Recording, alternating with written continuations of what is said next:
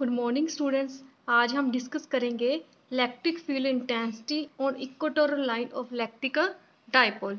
सबसे पहले हम इस डायग्राम को डिस्कस करते हैं। हमने ए बी एक डाइपोल को लिया। ए बी के बीच में डिस्टेंस 2a है। ए पॉइंट पे हमने माइनस क्यू चार्ज को रखा और पॉइंट बी पे हमने प्लस क्यू चार्ज को रखा। जो ए बी के बीच में टोटल डिस्टेंस है that is represented by 2a, इसलिए इसका ए ओ क्या होएगा, small A, and O B क्या होएगा, स्मॉल ए। हमने जो इलेक्ट्रिक फील्ड इंटेंसिटी फाइंड करनी है वो इक्वेटोरियल पॉइंट पे फाइंड करनी है, इसलिए हम सेंटर ओ से एक पॉइंट पी ले लेंगे। ओ पी के बीच में जो डिस्टेंस है that is represented by R. ठीक है। अब पॉइंट पी पे माइनस क्यू के चार्ज के कारण भी इलेक्ट्रिक फील्ड प्रोड्यूस होता है और प्लस क्यू चार्ज के कारण भी पॉइंट पी पे इलेक्ट्रिक फील्ड प्रोड्यूस होता है। जो माइनस क्यू चार्ज है उसके कारण जो इलेक्ट्रिक फील्ड प्रोड्यूस होएगा उसको हम E1 से रिप्रेजेंट करेंगे। जो प्लस क्यू चार्ज के कारण पॉइंट पी पे इलेक्ट्रिक फील्ड प्रोड्यूस होएगा उसको हम E2 से रिप्रेजेंट करेंगे। अब हम इसको सोल्व करते हैं। If E1 is the electric field intensity at P due to minus Q charge at a point A। अगर हमारे पास क्या है, E1 इलेक्ट्रिक फील्ड इंटेंसिटी है किसके कारण, माइनस क्यू चार्ज के कारण, that is produce at a point P। ठीक है। हमें पता है इलेक्ट्रिक फील्ड इंटेंसिटी का फॉर्मूला होता है 1.4 pi epsilon naught source charge और distance between source charge and test charge. और यहाँ पे टेस्ट चार्ज क्या है, +1। ठीक है। सोर्स चार्ज क्या है, माइनस क्यू। इसका फॉर्मूला आ जाएगा 1.4 pi epsilon naught Q point A P square. यहाँ पे हम सिर्फ क्यू लेके चल रहे हैं क्योंकि क्यू का क्या लेके चल रहे हैं हम, मैग्नीट्यूड। अब हम क्या करेंगे, ए पी की वैल्यू पुट करेंगे। देखो हमारे पास ओ पी बी एक राइट एंगल ट्रायंगल होगी। ठीक है। इसमें ए पी की वैल्यू क्या आ जाएगी हमारे पास, ए पी की वैल्यू मतलब कि ए पी की वैल्यू को फाइंड करने के लिए हम ए ओ पी भी ट्रायंगल ले सकते हैं और ओ बी पी भी ट्रायंगल ले सकते हैं। ठीक है। लेट अस सपोज हमने कौन सी ट्रायंगल ले ली, ए ओ पी। इसमें ये क्या हो गया, हाइपो, और ये क्या हो गया, बेस, ये क्या हो गया, परपेंडिकुलर। ठीक है।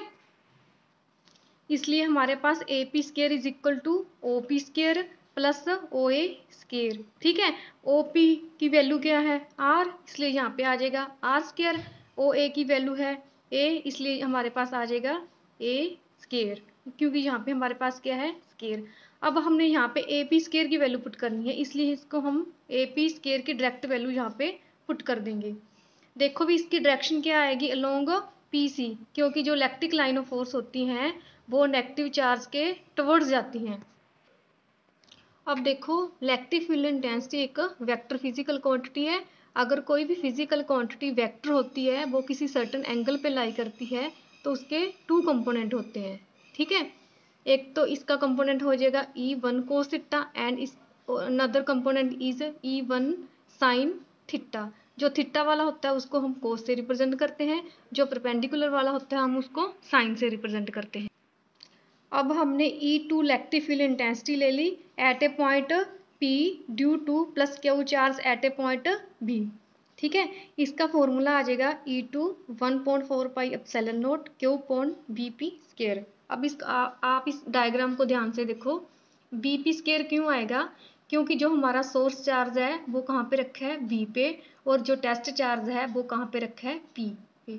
ठीक है। इलेक्ट्रिक फील्ड इंटेंसिटी में वो डिस्टेंस आता है जो सोर्स चार्ज और टेस्ट चार्ज के बीच में होता है। अब इस डायग्राम को आप ध्यान से देखो, BP की वैल्यू AP की इक्वल हो जाएगी क्योंकि AOP और OBP दोनों सेम ट्रायंगल हैं। इसकी वैल्यू क्या आ जाएगी, A square plus R square.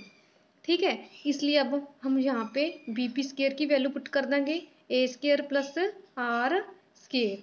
ठीक है। अब देखो जो E2 की डायरेक्शन अलोंग PD जाएगी, क्यों, जो इलेक्ट्रिक लाइन ऑफ फोर्स होती हैं वो प्लस चार्ज से दूर जाती हैं। ठीक है। अब देखो PD भी क्या है, एक वेक्टर है, वो भी किसी सर्टेन एंगल पे लाई करता है, इसलिए इसके 2 कंपोनेंट होंगे E2 cos theta and E2 sin theta. अब देखो ध्यान से, अब जो E2 sin थीटा है और E1 sin थीटा है दोनों का मैग्नीट्यूड क्या होएगा, इक्वल। बट डायरेक्शन होएगी अपोजिट, इसलिए ये दोनों कंपोनेंट हो जाएंगे कैंसल। ये दोनों जो कंपोनेंट हैं E1 cos theta and E2 cos theta, इन दोनों की डायरेक्शन सेम है और मैग्नीट्यूड भी सेम है, इसलिए हम इन दोनों कंपोनेंट को ऐड कर देंगे। अब देखो हमारे पास टोटल इलेक्ट्रिक फील्ड इंटेंसिटी क्या आएगी, E1 cos theta plus E2 cos theta. E1 और E2 का मैग्नीट्यूड सेम था, इसलिए हम इन दोनों को लिख सकते हैं 2E1 cos थीटा। ठीक है, अब हम E1 की वैल्यू पुट कर देंगे, वो थी हमारे पास 1.4 pi epsilon naught Q upon R square plus A square into cos theta. अब हम कोस थीटा की वैल्यू फाइंड करेंगे। अब देखो भाई कोस थीटा की वैल्यू क्या आएगी, कोस थीटा किसके इक्वल होता है, बेस पॉन हाइपो। बेस क्या है OB और हाइपो क्या है BP, इसलिए हमारे पास कोस थीटा की वैल्यू आ जाएगी OB अपॉन BP। ठीक है, OB की हमारे पास वैल्यू है A और BP की वैल्यू हमारे पास क्या है A square plus R square का स्क्वायर रूट। अब हमने यहाँ पे कोस थीटा की वैल्यू पुट कर दी। ठीक है, इसको हमने सारी टर्म को इकट्ठा करके लिख लिया, हमारे पास आ गया Q इंटू 2A और यहाँ पे क्या है 1, यहाँ पे क्या है 1.2, इसलिए इसको अगर हम इकट्ठा करके लिखेंगे तो आ जाएगा 3.2। ठीक है, और P का फार्मूला होता है Q इंटू 2A। ठीक है, P क्या होता है इलेक्ट्रिक डाइपोल मोमेंट, उसका फॉर्मूला होता है Q इंटू 2A। अब हम यहाँ पे फॉर्मूला पुट कर देंगे Q into 2A is equal to P। ये हमारे पास आ गया electric field intensity due to equator on the equatorial line due to electric dipole. देखो भी अगर हम इसको वेक्टर फॉर्म में लिखेंगे तो यहाँ पे आएगा माइनस, क्योंकि जो टोटल इलेक्ट्रिक फील्ड इंटेंसिटी की डायरेक्शन है वो इस साइड है, मतलब कि पॉजिटिव टू नेगेटिव। बट जो इलेक्ट्रिक डाइपोल मूवमेंट की डायरेक्शन होती है वो होती है नेगेटिव टू पॉजिटिव। ठीक है, और हम ये भी कह सकते हैं अगर 2A is very very less than R तो इस टर्म को हम कैंसिल कर देंगे और इसको इसके साथ मल्टीप्लाई करेंगे तो हमारे पास ये वाला फॉर्मूला आ गया। इसलिए हम कह सकते हैं electric field intensity is inversely proportional to R⁴। ठीक है, ये हमारा आज का टॉपिक कंप्लीट हो चुका है, इसको आपने अच्छे से रफ नोटबुक पे सोल्व करके देखना है।